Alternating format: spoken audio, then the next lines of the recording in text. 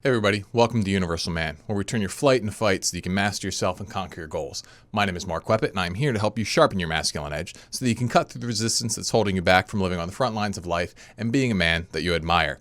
I am here today with another episode of the Sexual Self-Mastery series, and we are going to be continuing our trend inward into the depths of our being, and we're going to be looking at the role of your sexual identity and how connecting and consciously integrating your sexual identity is an absolutely critical piece to the process of developing sexual self-mastery. So far in this series, we've talked about the critical role that rationality plays, but rationality alone is rarely enough for most guys to really engage in a significant transformation in the way they show up sexually, all right? And in order to do that, you got to take things one step deeper than the rational level. And this is the level of identity. When you can quit porn or you quit some other kind of unsavory sexual activity from a place of identity, you pretty much quit it for good, okay?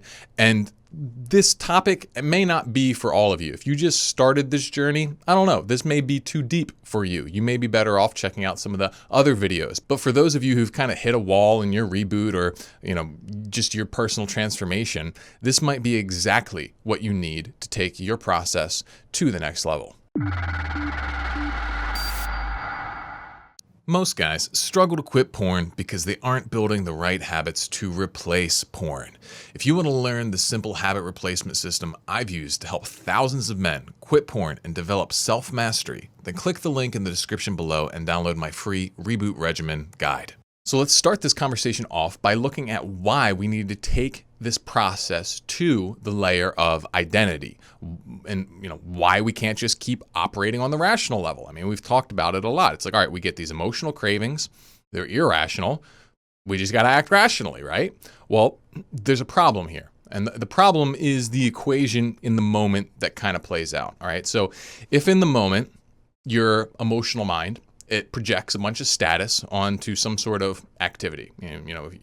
We covered this in the last video, but it basically says, hey, this activity is really valuable, whether it's watching porn or, staring at an attractive person or whatever. Your emotional mind saying, hey, really good stuff over here. Let's point our attention that way. Rationally, it's not. It's not useful for you to go that way and to act on that. And so you tell yourself the truth, right? You practice this self-talk we've been talking about. You tell yourself, no, man, sorry, that's actually not valuable and we're totally fine without it and that sort of thing.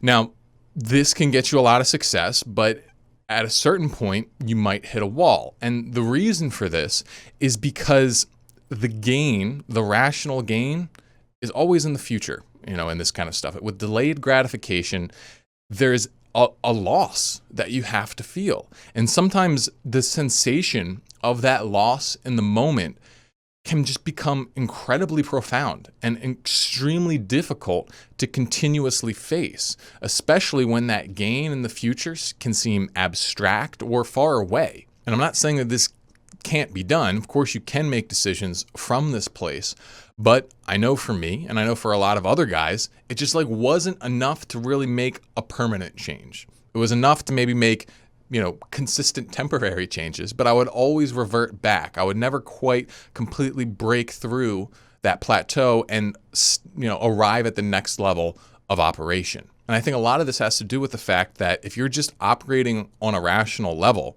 well, then what you're pretty much operating on is a conflict. It's a conflict of interest. It's your rational mind versus your emotional mind. And there's not enough stability in that dynamic. It's just, they're kind of just bashing off each other. We can make our rational side much more powerful so that it can much more consistently win. But ultimately, it's kind of an unstable concoction no matter which way you spin it, because there's still this rogue emotional element. So I think the solution to this is to unite the rational and the emotional parts of our brain. And what this means is that you got to make a choice where both parties are involved. And I would say that's kind of what choice is. Choice, when you really make an authentic choice about something, on one hand, you're going to think about it rationally, but on the other hand, you're going to have to feel about it. You're going to have to feel it out. A choice is like your rationality applied to your feelings. And this is a much more powerful sort of thing. Like if you're just stating facts to yourself, that's not quite a choice. But if you're taking your rational facts and then you're applying them to your emotional realities, that ends up being kind of a separate sort of thing. And so the most important kinds of choices that we can make, and the most powerful ones, are the choices about our identity. Our identity, the way we define ourselves and who we are, that's kind of the core narrative that so much of our other behavior is built upon. And so if we can make a shift in our identity, if we can get both our emotions and our rationality on board with our identity, the identity aim that we're shooting for, well, that's a united front. That's not a conflict. It's like, all right, well, who do you want to be? So for example, all right, if I get a craving to watch porn, I could, go through it at a purely rational level and just list all the pros and cons and, do it that way. But, I would say there's room for argument. You can argue any kind of fact or whatever. You can say, oh, well, maybe it's not that bad. Maybe this one time really isn't blah, blah, blah, and just go, the rationalizations come in and all that kind of stuff. And, you can polish up your arguments, but it's still essentially an act of argumentation, an act of conflict. But if instead when an urge to watch porn comes up and I respond with, that's just not the kind of man I am. I'm not the kind of guy who does that. There's not really much argument there. That's a much more powerful thing. It's a much simpler thing. It's a much cleaner thing. And what's so great about being able to respond in this way is that it offers an immediate win. Where the rational side, the rational argumentation, that just offers a future win. It says, hey, if you continue to act in this way, well then in the future, we're going to experience a payoff. We're actually going to experience better things. But for now, it sucks, right? But if you move from a place of identity, you're winning right then. You're being the person that you want to be. And you can actually feel that. You can feel it inside of yourself. When you decide to move from a place of identity, you kind of feel powerful. You kind of feel like, yeah, that is the kind of man that I am. And it feels good in the moment, even if it's really hard. It's like the harder it is for you to show up as your ideal and you still do it, the more meaningful the action. It's like the suffering itself is like a sacrifice to this ideal that you're pursuing. And, you can feel that tangibly inside of yourself. Now, there are a few challenges in the way of people moving from a place of identity. And so that's what I'm going to do for the rest of this video is I'm going to walk through what those challenges are so that you can more often and more easily move from this place of identity where you can say, no, this is the kind of person I am. And so this is what I do. And use that to overcome wayward emotions that would pull you down and have you show up as someone that you really don't want to be. So the first issue is that a lot of people are simply unconscious of what their ideal is. They just don't think about it, right? They just kind of go through their life and they just kind of on autopilot and they do this or they do that or they do whatever. And they don't even think about their ideal. It's kind of like, yeah, there's probably some kind of ideals floating around in their brain, but they don't even know what they are. And so hopefully this will get you started, breaking out of that and start thinking about what kind of person do you want to be? What kind of person do you want to be sexually? And what does that look like, right? And by bringing it into the conscious mind, your ideal, ultimately, it serves as like both a compass to direct you and say, this is what we do, this is what we don't do. But it also serves as a sense of power and motivation. It acts as a status aim for the emotional part of your brain, because your emotional part of the brain, it's plugged in. It's like, oh, I want to be that person. I'm willing to fight to earn those points to move closer to that ideal. And, watch the last video on status if you want to understand this a little bit more. But it's very powerful to get your emotional mind plugged in to this kind of ideal. So once you start thinking about, what the ideal you is and what they do and what they don't do and that sort of thing, the next sort of problem that a lot of people run into is that they have a lot of kind of baggage around what's ideal and what's not. They kind of have what I would call inherited ideals, meaning, our ideals are unconsciously constructed as we move through life, especially, when we're younger. All right. The ideals of what's good, what's not, it's kind of fed to us. It's taught to us by our parents. It's taught to us by, society. It's taught to us by our experiences and this sort of thing. And sometimes it's not the most useful or accurate picture that's being painted, right? Sometimes it's actually incredibly inaccurate. So, for example, I think a lot of guys, if they grew up in modern society, they have this idea that they need to be this stud who has sex with all these hot women, and you can see this in just the regular lexicon of how guys talk. It's like, oh, did you score? It's like, did you move closer to this status ideal of someone who has sex? Did you score some points last night, buddy? It's like, all right, like, we don't even challenge this idea that, is that even a valuable activity? Maybe in our hunter-gatherer, ancestor times when reproduction was of primary importance and extremely, not necessarily easy to do. And, there's very high mortality and not nearly as many people. Like, yeah, maybe that was a useful ideal to pursue. Maybe that's what kept the human race populating, but that's not the way it works today. First of all, most of us don't even reproduce when we have sex. We're just, using birth control. But beyond that, it doesn't even bring long-term happiness or fulfillment or anything like that. It's just kind of like it feeds this addiction. So if you're not going to be that kind of guy, what kind of guy are you going to be? You need to consciously construct how the ideal you moves through life sexually. And this is something that, might take some thought for you. And I'll probably do future videos about this. I know I've already mentioned it a number of times, but, your beliefs play, a role in this. If you've got a faith and some kind of, religion or morality or anything like that, that's all going to factor into things. And you don't need to have it all figured out necessarily. You just need to have the parts that are most pertinent to you figured out. So for example, if you're single, and you're not, in a relationship, and you're probably not planning on being in a relationship anytime soon because you're really trying to focus on doing this rebooting process or whatever, then you just need to figure out what kind of guy you are in relation to porn. All right, are you the kind of guy who watches other people have sex on a screen and rubs your penis while looking at it? Are you that kind of guy? Because that's what it is, right? Let's not mix words here. That's what's happening. Are you that kind of guy? And when you look at the reality of it, you may find that, no, you don't want to be that guy. Just not the kind of guy you want to be. And it's powerful to say these words, to move from that spot, to think from that place. And so, start with the places where you can get the clarity and focus on being that person. And often as you become that person, it's going to unlock more experiences and more understanding that'll allow you to build that clarity of your ideal in the other areas, like, in terms of relationships, in terms of, your career, in terms of X, Y, and Z. Start with where you've got visibility and expand from there. So once you start doing that, there is another problem that people tend to run into. And this is the issue of pursuing an absolute ideal. Okay. And an absolute ideal is you take, kind of this perfected person and you see how would they behave. And the problem is that often this perfected person is so far away from who you actually are that it's almost completely unhelpful in a lot of ways, right? Like I had this problem a lot with Christianity. Back before I kind of left Christianity and came back to it, the whole idea of Jesus was just like, all right, this dude's not a role model for me. It's like, what would Jesus do? I don't know. He'd probably do some kind of freaking miracle and like levitate and like change people's hearts and like, connect and like talk literally to God and have God respond. Like maybe that's what Jesus would do, but I don't know how to do any of that. So how was he a useful role model for me? Right? And so I was falling into this trap of comparing myself to an absolute ideal. Jesus would probably be, the pinnacle of the perfect person for the Christian, right?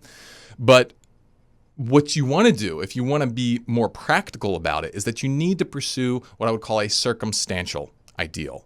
And the circumstantial ideal is when you say, all right, what does the person who has the exact same circumstances as me right now do? Okay? So for example, if I'm craving porn, if I'm triggered or something like that, all right? I don't want to be looking at what Jesus would do because he wouldn't even be craving porn, okay? So I want to look at what would the best version of me who's also craving porn do? Who's also as tired as I am, who's also as stressed as I am, who's also as worried and anxious and has the exact same life problems as I do. What would the best version of him, what actions would he take? That's a kind of ideal that's actually very useful because it's one that you can act out, right? It's one that you can engage with. So you need to make sure that you're constantly using circumstantial ideals to push yourself forward. Now, you want to maintain an abstract ideal for like the big, level direction, and often your understanding of that's going to shift and change and whatever. But you need to make sure that you keep most focus on the circumstantial ideal, the one that's most immediate to you and your circumstances. So this leads us to the kind of final problem along this identity work. All right, and the final problem is the issue of death, more or less. All right, if you continue to pursue your circumstantial ideal, you're going to reach a point. Well, I think, I've seen this in myself and I've seen this in a lot of other people. You're going to reach this point where it feels like you're at the edge of a cliff. All right, you're at the edge of a cliff, and it's like if you keep going, you're going to fall off the cliff and you might be destroyed. All right, and it's a weird emotional sort of sensation. And at the time I was like, what the heck? Why is this so hard? Why am I like freaking out so much? I know rationally that like this is where I want to go and it's fine, but like emotionally it seems terrifying. And I think what's going on there is if you reach this state, it's your emotional mind saying, hey, you've really been moving along this way for a while, and we're about to delete a whole bunch of old files. It's kind of like we're going to delete a whole bunch of old behaviors. We're going to let this whole subset of your activity die. We're going to prune it mentally. And so in order for, we're kind of worried about doing that. And so we need to make sure that you're absolutely certain this is the direction that you want to go. It's kind of like this is the final authorization. Like if you're trying to delete files on your computer, it's like, you've dug down deep into your history and whatever in your hard drive, and you're about to like delete it for good. It's like gives you one final message being like, are you sure you want to delete? Press Y if you want to delete. It's like, and enter your password. That's what's kind of happening when your mind gives you this emotional cliff. And you got to step over it. And it's going to feel like an act of faith because you only know what's going to happen. You only can rationally think about what's going to happen. You can't feel it. All you can feel is what you're going to lose. And that's why I think faith actually has a role to play in any kind of recovery and self-development, because real changes, when you reach them, they are acts of faith, meaning like you can only rationally know them. You can't emotionally feel them, because all you can emotionally feel is everything that you're losing, everything you're missing out. So that all that old dysfunctional sexual behavior that you relied on for, your happiness, for your peace, for, your stimulation, you used it to satisfy all these different needs. All you can be aware of is that you're not getting that anymore. And so are you going to step over the cliff or not? And if you do, well, guess what happens? A part of you falls 1,000 feet, splats on the rocks, and dies. But another part of you actually takes a step up. And this is something that happens with every single action that you take from a place of identity. Some part of you steps over a cliff and dies, and another part of you steps up and grows. And it's this cycle of micro death and rebirth that is probably that's the cycle of neuroplasticity. That's the cycle of your brain changing and really changing on a deep level. And certain steps are bigger than other ones. And going through the rebooting process, especially if you're going through the hard mode, that's not just a micro death. There's definitely micro deaths in there, but there's like a big old drop in there too. That's a little bit more rapid than other paths in life. It was probably the most intense one that I've encountered. I've not encountered a cliff quite that intense in any other area. Couple close, but that was a big one. And so you got to welcome that in. You got to recognize that's part of the process, and that's what it means. If I want to be that person, well, I got to not be another person, and that's a death, right? And if you can lean into this process, then I think you can become whoever it is that you're meant to be. You can become that, even that absolute ideal. I think you can pursue that, and you can get pretty darn close. I think the limits on human development, they've rarely been even touched for the majority of us. I think many of us, we just we're not willing to step over that cliff. But if you do it, I can promise you will be transformed. So hopefully you guys found this useful. Hopefully it wasn't too abstract. And give it a shot. Next time that you're faced with a crossroads, try and move from a place of identity. Be like, no, I'm the kind of person who does this. And As you continue to do that, eventually your emotional mind's going to be like, hey, are you seriously this kind of person? Do it through serious pain. Do it through serious resistance. And if you do that, well, then it's going to listen and it's going to change. And it's going to be like, okay, guess we are that person. But recognize that the resistance you feel, that's not a bad thing. That's a good thing. That's your emotional mind beginning to say, hey, all right, we're going to take this change as deep as you want to go. Are you ready to do it? Stay sharp. I'll see you guys in the next one. Hey, if you found this episode useful and you want to hear more, make sure you like, subscribe, and if you're tuning in on YouTube, make sure you hit that bell button to turn on notifications. But if you really like this content and you would like to join the tribe of Universal Men, then you need to head on over to the Universal Man Patreon page by clicking the link in the description. We call ourselves the Vanguard because we are committed to living on the front lines of life. By joining, you'll gain access to exclusive content, weekly accountability, community chat rooms, and live calls.